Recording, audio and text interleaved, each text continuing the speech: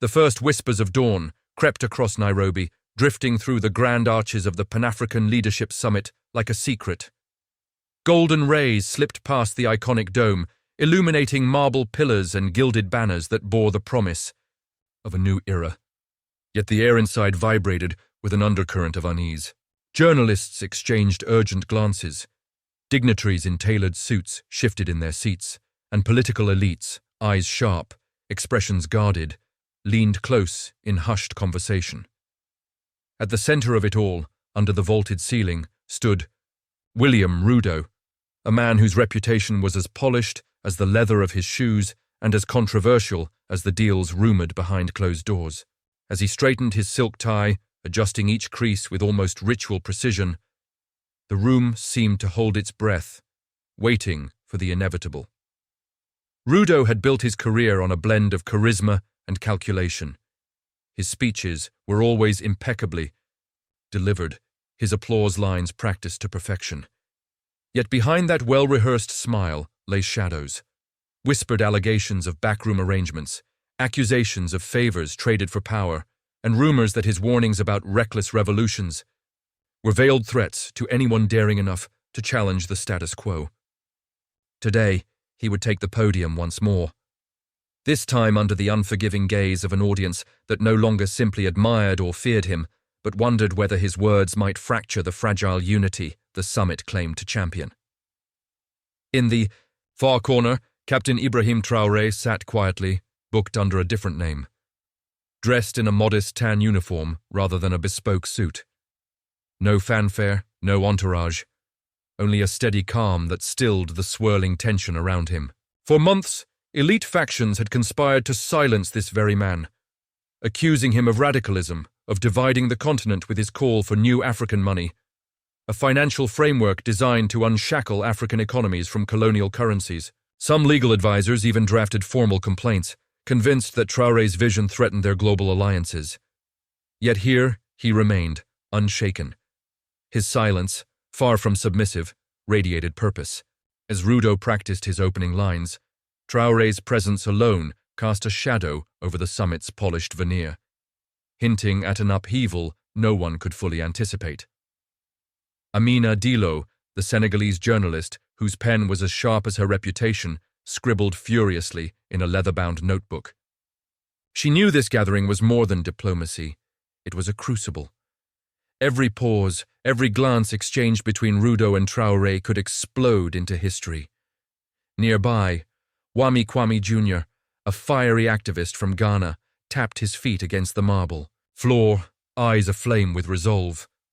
Behind him, Zara Mwangi, a Kenyan diplomat torn between Western alliances and Pan-African dreams, bit her lower lip, as if tasting both promise and peril on her tongue.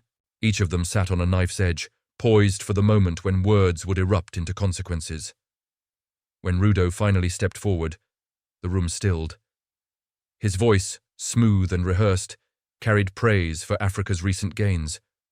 But beneath that veneer lay an unspoken warning.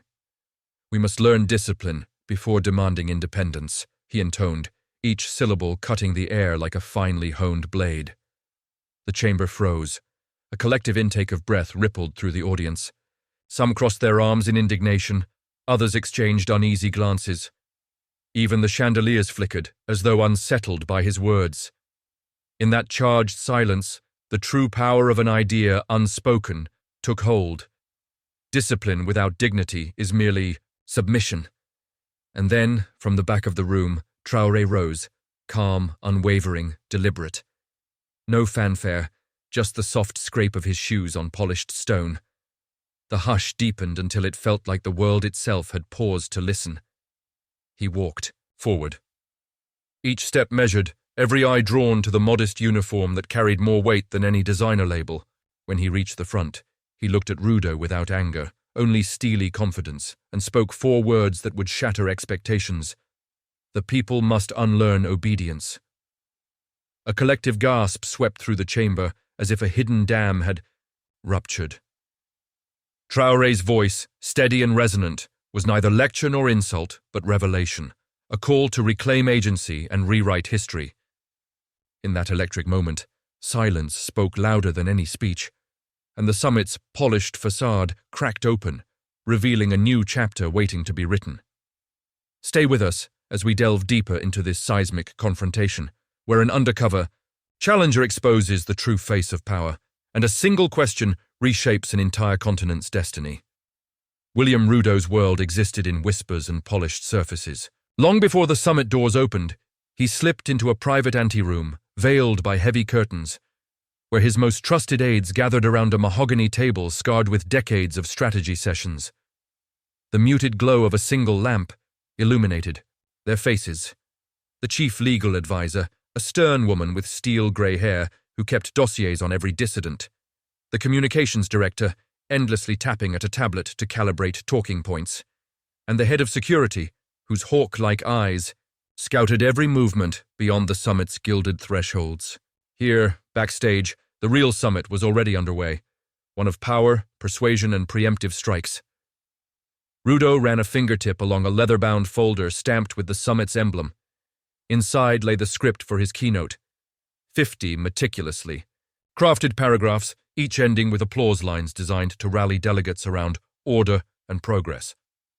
But hidden among those polished phrases were footnotes, subtle cues to press handlers to steer any unexpected questions off script, references to legal briefs prepared for a potential defamation suit against anyone daring to question his record, and coded instructions to security personnel to monitor select guests. His scene-stealing closing line, however, was the centerpiece. Discipline must precede independence. It was concise, sharp, almost surgical. A phrase guaranteed to ignite debate without overt insult. A verbal scalpel that could expose vulnerabilities in his opponent's platitudes. Outside the anteroom door, aides in charcoal suits orchestrated distractions.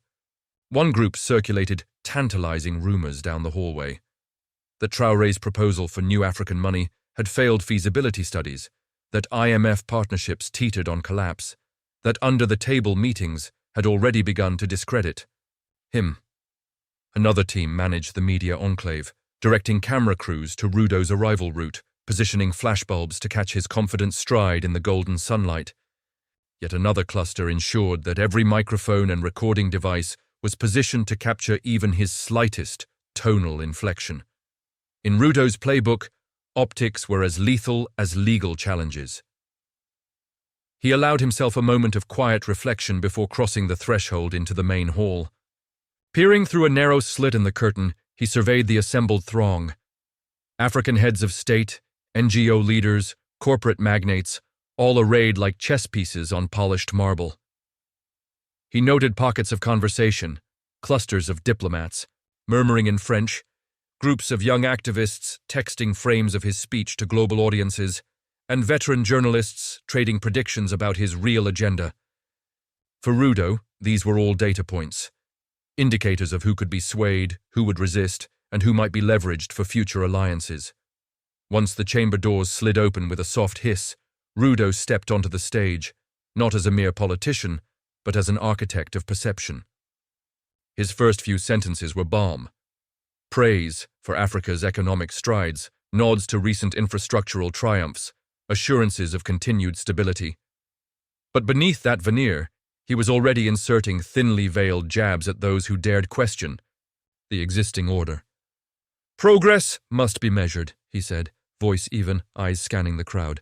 It cannot be chased by reckless ideals that shatter frameworks built over generations. It was a masterstroke of ambiguity, designed to resonate with cautious elders and provoke restless youth. Meanwhile, in the shadows just beyond the proscenium, Rudo's team monitored live reaction data. Facial recognition software flagged delegates, whose expressions flashed anger or doubt. Real-time sentiment analysis on social media widgets tracked spikes in search terms like discipline and indoctrination. Every twitch of brows or tightening of lips fed back into his strategist's console, prompting last-minute adjustments to his delivery. Pauses lengthened here, emphasis sharpened there. By the time he reached the pivotal line, the people must learn discipline before demanding independence. It had been rehearsed, tested, and tweaked until it landed with forensic precision. Backstage, whispers surged. The legal advisor exchanged discreet text messages, She had records of minutes showing Traoré's advocacy for new African money was under investigation by the Central Bank of Burkina Faso. She was ready to leak it, if necessary. The communications director, headset wrapped around one ear, signaled the security chief. After Rudo's final bow, they would escort select journalists into a secured briefing room, offering them an insider's in memo that portrayed Traoré as unvetted and potentially destabilizing. These tactics were subtle. They would seed doubt rather than outright accusation, allowing Rudo's team to claim plausible deniability while still shaping the narrative. Yet even as every contingency was mapped, Rudo sensed a fissure in the summit's polished facade. There was a quiet intensity in the back rows, a low hum of anticipation that could not be punctured by any of his rehearsed lines. He had heard the rumors. Captain Ibrahim Traoré had refused to acquiesce to diplomatic pressure, had rejected Western-inspired debt relief packages as digital chains, and insisted on a homegrown currency that would elevate African agency. Many in his circle dismissed Traoré as a firebrand, an idealist whose bold talk threatened to undo the careful alliances Rudo had cultivated over years. But this moment demanded respect, even if only to neutralize that potential threat. As he prepared to pivot to the summit's Q&A segment, where, by design, his aides would control the microphones and friendly delegates would ask softball questions, Rudo allowed himself a rare, unguarded breath. He knew that power often lay not in the thunderous speech itself, but in how quickly one could extinguish a spark before it turned into a blaze. He checked the small earpiece nestled behind his collar. A coded buzz would signal when the friendly mob of delegates should rise in applause, drowning out any disruptive interjections. Every moment of his performance was a calculated move, a gambit in a larger game of influence. Then, as he closed his finely honed argument, he sensed it. A subtle shift in the atmosphere. The applause rose on cue, but beneath it lay an undercurrent of tension. Delegates were checking their watches, exchanging side glances with notepads held aloft, and, most tellingly, those in the back row leaned forward, as if on the verge of standing. It was the unmistakable sign of a brewing challenge, like the flash of lightning on a distant horizon. Rudo's trained instincts kicked in. He delivered his final line with unwavering poise. Discipline without dignity is merely submission. And then, with a courteous nod, allowed himself to step off the stage. Behind the scenes, aides prepared to enact the next phase of the operation, feeding strategic talking points to friendly news outlets, scheduling private debriefings in cafe corners for key influencers, and redacting troubling passages from official transcripts before they could circulate online. Rudo's world was one of endless preemption, where every conversation was filtered through a lens of advantage, and every silence could be weaponized. Yet in that moment, as he retreated into the dimly lit corridors of the summit's backstage, he could not shake the feeling that he had underestimated the power of one man's quiet resolve. In the hush of his private anteroom, William Rudo removed his cufflinks and stared once more at the dossier marking Traoré as radical. Even after decades of navigating political storms, he felt a flicker of uncertainty, an emotion he rarely allowed himself to acknowledge. The summit's polished mask had done its work, but beneath it, a deeper contest was unfolding. And long as Traoré remained silent in the back row, plotting his next move, Rudo knew that the real battle had only just begun. Ibrahim Traoré sat alone at the back of the hall, the faint hum of hushed debate swirling around him like a restless wind. His tan uniform, simple, unadorned, stood in deliberate contrast to the sea of dark suits and colorful robes that surrounded him. While others sought attention through fanfare or pedigree, he chose the quiet confidence of a man wholly convinced of his purpose. The only nods he exchanged were with the mechanical stewards of the summit, the silent tapping of shutters from photojournalists, the brisk footsteps of security glancing his way, the ever-present flash of smartphone screens. Every glance carried expectation. But Traoré met each one with unblinking serenity, as though he were both observer and catalyst of what was to come. Around him, Stories circulated like wildfire in dry brush. Some delegates whispered that he'd been warned to desist, that legal complaints had been drafted to muzzle his proposals for new African money.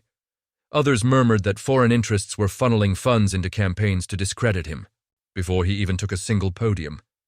Yet nothing seemed to ruffle his composure. Instead, he sat with hands folded, eyes forward, as if rehearsing each breath, each syllable he would speak when the time arrived. To his right, Amina Dilo leaned over to a colleague, her pen scratching paper so forcefully it threatened to tear the pages of her notebook. Her voice was low but urgent. "He's changed the conversation already by not speaking. Watch how the room shifts." Further down, Wami Kwame Jr. fidgeted restlessly, his jaw clenched, as though his very bones ached. To stand and shout. He stole glances at Traore, part leader, part mystery, hoping for the moment his calm would ignite into something explosive. The summit's ornate chandeliers cast warm pools of light across vaulted arches, yet in Traore's corner, shadows lingered. A subtle metaphor for the tension brewing beneath opulent surfaces. Here, tradition met transformation, authority collided with authenticity. A single bead of sweat traced the nape of Zara Mwangi's neck as she scribbled her own notes, torn between loyalty to diplomatic protocol and the electric promise in Traore's stillness. She had seen Rudo's rehearsed lines replayed countless times in backroom run-throughs. She had witnessed aides spinning rumors like spider silk to trap dissenters. Yet now, in this charged moment, she found herself drawn to a different kind of power, the power of unwavering conviction radiating from a man who refused to play by the old rules. Beyond the polished veneer of summit proceedings, Traore's silence was a declaration. It was a calculated refusal to be boxed into someone else's narrative. As Rudo concluded his opening remarks, praising measured gains and warning against impetuous revolutions, every practiced pause and pointed emphasis reverberated through the chamber. Delegates nodded politely, some with genuine agreement, others with wary skepticism. But at the back row, the undercurrent was different. Heads turned slightly, murmurs softened into tense anticipation. Traore's eyes flickered once, registering each reaction like data points in a vast ledger. He catalogued every wrinkle of concern, every fraction of doubt, storing them for the moment he would speak and shatter the carefully constructed script. Inside, Traore's mind, memories of past struggles surfaced. Late-night council meetings in Ouagadougou, where he first sketched the blueprint for a currency divorced from colonial legacies, clandestine gatherings with rural cooperatives dreaming of financial autonomy, whispered debates with economists who called him reckless. Each recollection fueled his resolve. He had tasted the bitterness of patronage politics and seen firsthand how foreign-backed debt traps strangled emerging economies. The weight of those experiences lent gravity to his stillness. In that room, his silence was more powerful than any bombast. It was a promise that when he spoke, it would not be to threaten but to liberate, to illuminate rather than to intimidate. As Rudo's aides flitted about, passing notes, coordinating applause cues, repositioning sound equipment, Traore remained unmoved, an island of calm amid a sea of orchestrated motion. He watched the communications director press a button on her tablet, switching on a live sentiment tracker for his rival's speech. He noted the legal advisor tap her pen against a dossier labeled "Trouble with Traore." He even caught the head of security issuing silent hand signals. After Rudo's finale, 3 ushers would fan out to intercept any unscripted demonstrations. Yet none of these maneuvers diminished the quiet energy pulsing from Traore's corner. If anything, each ploy reaffirmed the necessity of his moment. Proof that behind every facade of unity lay forces determined to preserve the status quo. At his side, Amina lifted her recorder, angling it toward the stage. She was a provocateur. In her own right, her fingers nimble on the notepad, chronicling every nuance. "Silence is his strategy," she whispered. Wami pressed the palms of his hands against the cool marble bench, willing himself not to erupt prematurely. Zara balanced, a pen between trembling fingers. torn between protocol and the instinct that history was unfolding before her. Together, they formed a silent council, bearing witness to an underdog who had mastered the art of subversion without spectacle. Gradually, the room itself seemed to lean forward. The thick tapestries on the walls, once mere decoration, took on the weight of generations. The ornate lectern, where Rudo had just spoken, gleamed in the spotlight, yet the true focal point had shifted to a modest row of benches at the rear. Every footfall, every hushed exchange, fed the mounting tension.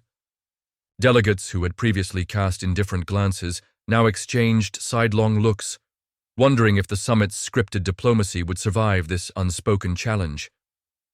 In that pregnant pause, Traoré's silence became a question posed to every heart in the chamber.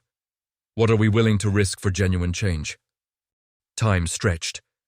The orchestral hum of air conditioning, the tick of a distant grandfather clock, the persistent flicker of projector lights, all conspired to heighten the suspense. Traoré closed his eyes briefly, inhaled as if bracing for impact, and then opened them, radiating serene determination. His uniform, simple, unpretentious, felt suddenly emblematic of a new ethos, that leadership need not be cloaked in ceremony, that credibility did not hinge on ceremonial regalia. Here was a man unafraid to stand alone, and by doing so, he drew a silent coalition around him. Journalists primed to record every word, activists ready to amplify every syllable, diplomats poised to weigh every implication. Behind the scenes, aides to Rudo stirred uneasily. They sensed a breach in their carefully constructed perimeter. The communications director flicked her screen, but the analytics dashboard beneath Rudo's speech metrics was already glitching. Mentions of discipline spiked erratically. The legal strategist bit her lip and tapped a new message to her boss. He's commanding attention, sir. Should we proceed with interim press release? Even the head of security furrowed his brows, scanning the back for any unrest. Unbeknownst to them, the real shift was not in policy briefs or security protocols, but in the collective heartbeat of a chamber that had forgotten how to pause, how to wait, how to listen. And so, as the final murmurs of Rudo's speech faded into the cavernous hall, all eyes turned instinctively toward that quiet figure at the rear. Would he remain an observer, or would he shatter the stillness with words forged in struggle? The candlelight glow of anticipation had dimmed every whisper, every footstep, into muted silence. In that moment, Traoré was neither captive nor usurper.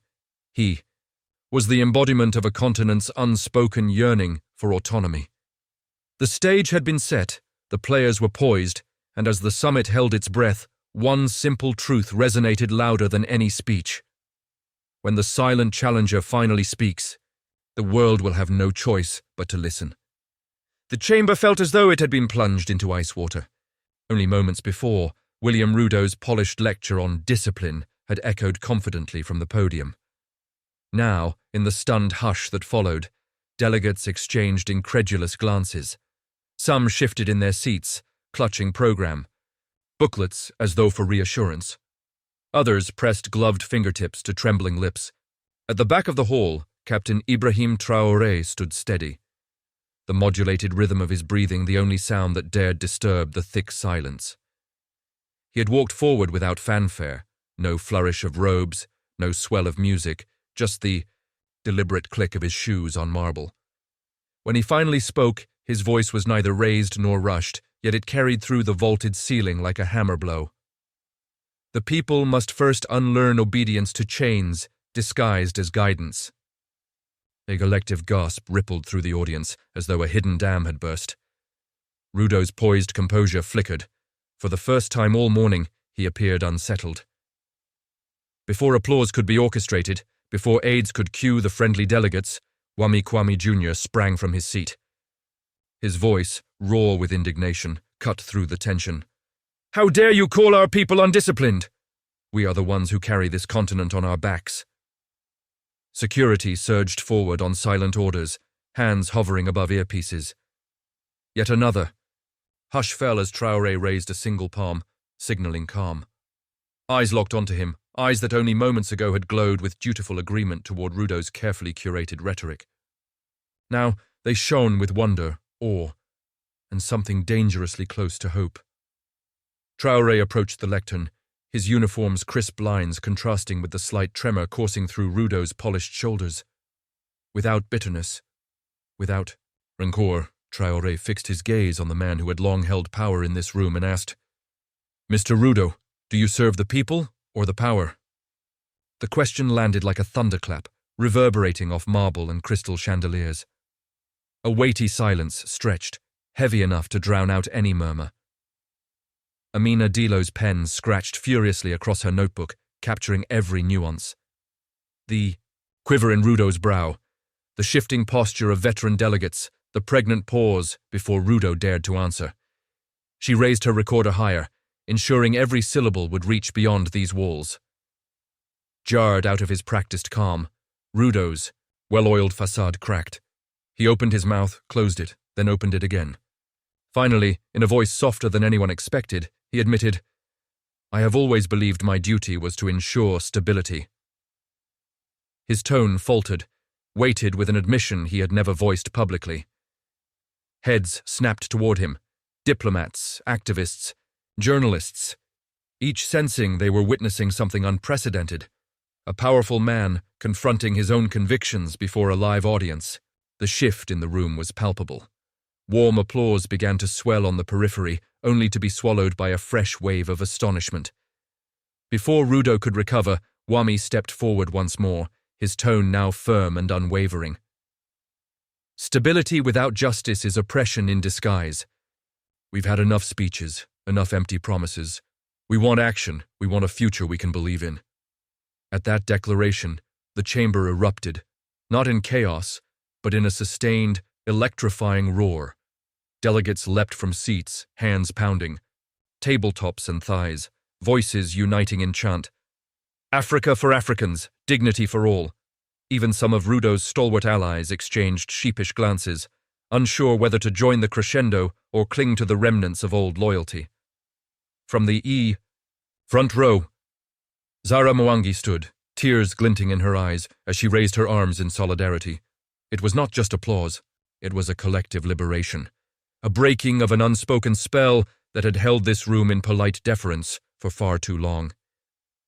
Seizing the moment, Amina rose onto a bench and announced, her voice firm, "Ladies and gentlemen, you deserve the whole story." With a flourish, she revealed a stack of printed documents, hard evidence of financial irregularities linked to Rudo's office. Gasps of incredulity rippled through the stunned crowd as aides scrambled to intercept her. Cameras swiveled, flashbulbs snapped. Rudo, instead of objecting, lowered his head and in a hushed whisper confessed, "Perhaps I have lost sight of what truly matters." The words, simple yet profound, carried the weight of decades of ambition, pride, and unspoken compromises. He looked directly at Traore, no longer as rival, but as mirror. "Maybe I strayed from the path," he conceded, voice trembling slightly with genuine remorse. Then, in an act that no one saw coming, Traore extended a hand across the chasm that had yawned between them. "We all make mistakes," he said, quietly. "But what defines a true leader is the willingness to learn from them." That single gesture, a handshake across ideological divides, transformed the chamber into a cathedral of hope. Delegates rose as one, giving the pair a standing ovation that echoed like rolling thunder. Journalists captured the tableau from every angle. The humility of a once unshakable politician, the grace of a challenger who chose collaboration over conquest, and the collective euphoria of an audience bearing witness to history's turning point. As the applause subsided, the summit's atmosphere shifted irreversibly. Where once had been rigid protocol and rehearsed courtesy, there now flowed genuine warmth and solidarity. Delegates previously aligned with foreign interests approached Traore to congratulate him. Others clasped Rudo's shoulders and offered words of encouragement. Even the security detail, trained to intervene at the slightest provocation, relaxed into informal smiles. Amina, still clutching her documents, seemed momentarily stunned. Her exposé had not ignited scandal, but a rebirth of purpose.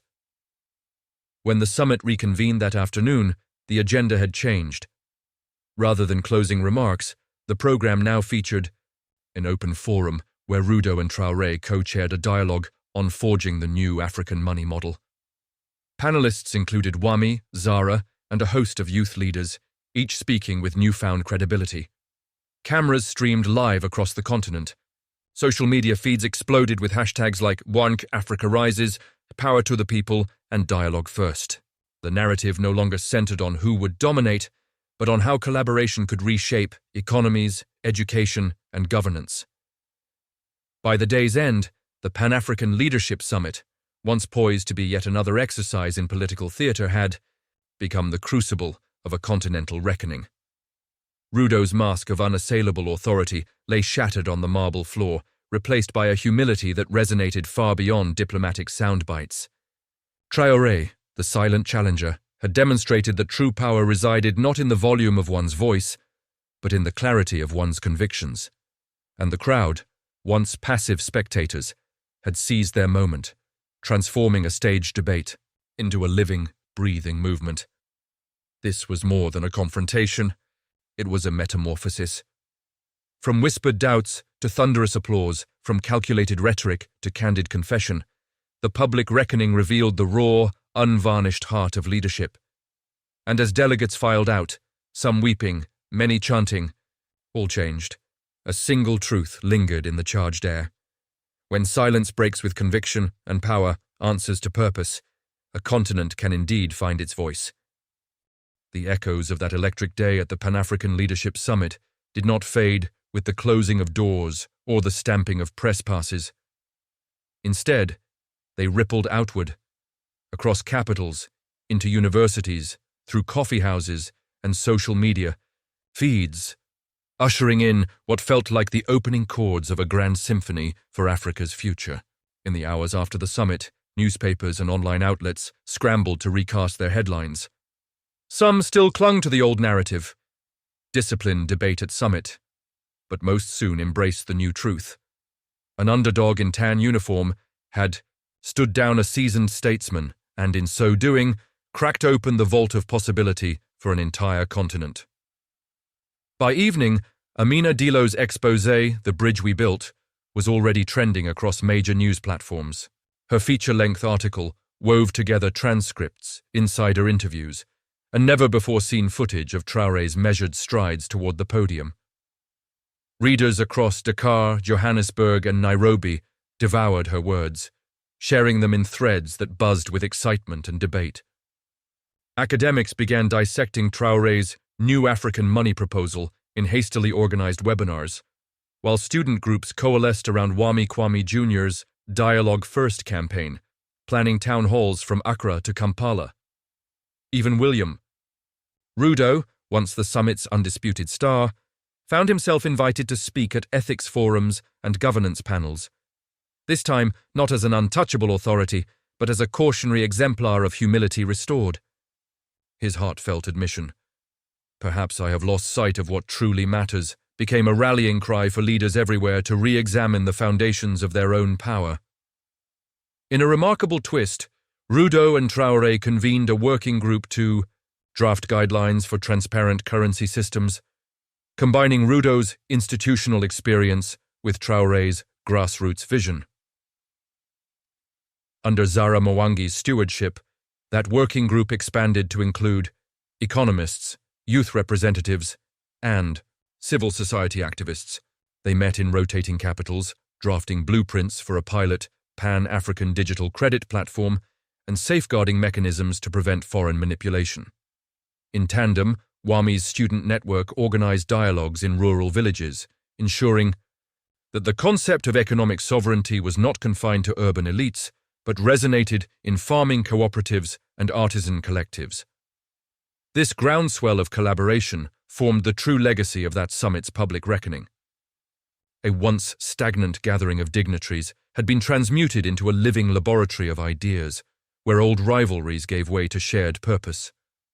Across Africa, seeds of new African money were planted in classrooms and boardrooms alike, watered by the conviction that a currency born of local agency could redefine global economics. Yet the story did not end there. In our next installment, we will delve into the transformative journey of that currency proposal, from its conceptual roots in Traoré's modest office to pilot programs launching in Burkina Faso and Ghana. We'll explore how digital wallets, cooperatives, and regional exchanges are weaving together to form an economic tapestry that could reimagine wealth, trade, and dignity across borders. You'll hear from the young entrepreneurs testing beta platforms in Lagos, the rural pharmacists accepting community-backed credits in Bamako, and the central bank officials grappling with the legacy of colonial currencies. So stay tuned, because this revolution is only just beginning. In the chapters ahead, we'll uncover how a single question posed in a marble hall can blossom into a movement capable of reshaping nations. We'll witness the challenges, the breakthroughs, and the human stories at the heart of an economic awakening. And as always, you'll be the first to know as Africa's next chapter unfolds in real time. Don't miss our upcoming deep dive. Subscribe, hit that notification bell, and join us as we follow the pulse of Pan-African innovation, where yesterday's underdog becomes tomorrow's architect of change.